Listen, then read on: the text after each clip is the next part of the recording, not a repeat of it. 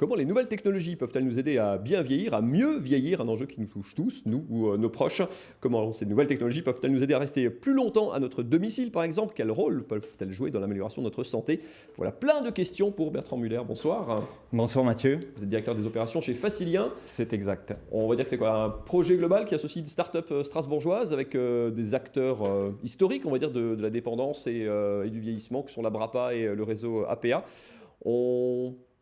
Qu'est-ce qu'on peut dire des nouvelles technologies? C'est un domaine, quand on parle senior, vieillissement et nouvelles technologies, on a l'impression que c'est deux mondes qui s'opposent. Vous essayez de les rapprocher vite, très vite. C'est ça. Alors déjà, le réseau APA et AWAPA ont donc fondé Facilien, parce que comme dans tous les secteurs, ils se posent la question, est-ce que les nouvelles technologies, le numérique va apporter quelque chose dans mon secteur d'activité? Donc la mission de Facilien, c'est de construire des plateformes de services numériques. Donc ça, c'est le gros sujet. Et maintenant, qu'est-ce que ça veut dire plateforme de services numériques? On va le voir en image, hein, c'est ça? Ça veut dire que les gens, chez eux, ont un ordinateur. Exactement. Et vous, plutôt que d'avoir des applications, comme on a sur son téléphone, il faut 15 applications pour faire la même chose. L'idée, c'est tout regrouper, avoir une plateforme unique, un interlocuteur unique quelque part. Précisément. Donc, quand j'ai des services à la personne, du service infirmier à domicile, du portage de repas, du ménage, eh bien, plutôt que d'avoir 15 applications sur mon smartphone, surtout si je commence à aller vers une perte d'autonomie, je préfère avoir tout mon système en un seul point. Ça me permet aussi de connaître des applications qui me serviront peut-être demain. Donc ça, c'est un élément important. Dans cette plateforme, on est aussi capable d'intégrer des systèmes comme les objets connectés. Donc j'ai un capteur chez moi qui va détecter ma chute, lancer une téléassistance, et puis ça permet de créer un service qui est très efficace au niveau sécurité à la maison.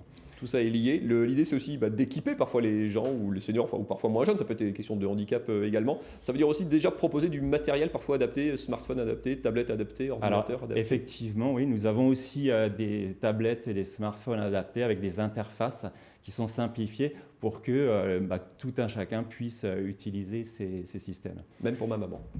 Voilà.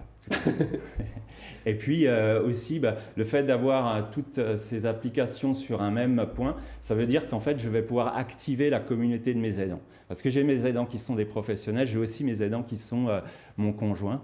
Et puis, le fait que ces aidants puissent se parler, ça crée en fait une facilitation dans le parcours de vie pour anticiper des changements. Je vais peut-être tomber demain et aujourd'hui, qu'est-ce que je peux faire pour ne pas être dans cette situation-là?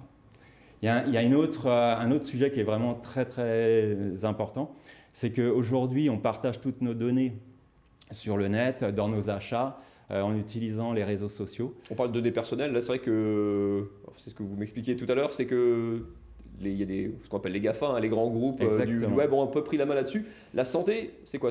L'idée, c'est quand même d'arriver à préserver ces données de santé qui sont quand même ce qu'il y a a priori de plus personnel, avec son compte bancaire peut-être.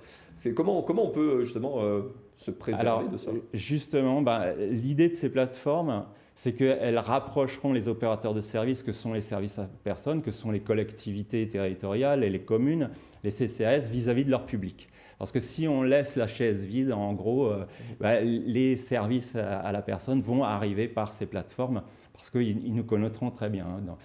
Nous, quand on aura 80 ans, on aura passé un bon moment à communiquer à propos de nos habitudes. Et combien ça coûte tout ça? Qui paye? Alors, tout dépend du modèle économique que l'opérateur de service veut appliquer. Il peut très bien faire un service gratuit par rapport à son public. Alors, le service gratuit, c'est l'accès au numérique. Ça ne va pas être le service lui-même de service infirmier.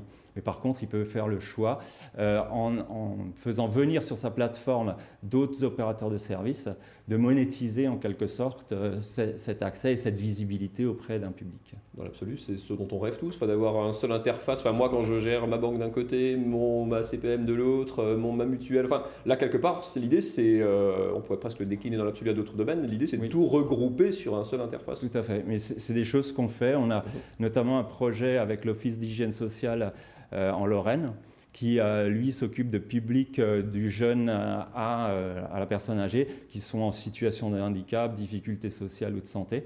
Et eux ont un projet de déploiement d'une plateforme pour mettre ces publics au cœur de toutes les informations et des services dont ils peuvent bénéficier au sein de l'EHS. Et nous, on les accompagne dans ce projet-là depuis 6 mois et la plateforme est en construction. Ça, on est au-delà du projet aujourd'hui, c'est quoi? Ça fonctionne, c'est viable, c'est développé, c'est à un seuil critique? Alors les plateformes existent, on en a plusieurs. On a aussi une plateforme qui est opérationnelle avec Humanis, qui lui s'adresse à ses adhérents pour améliorer la prévention, pour les sortir éventuellement d'une situation d'isolement. Donc c'est tout à fait opérationnel. Après, ce que nous, on réalise, c'est vraiment des projets sur mesure.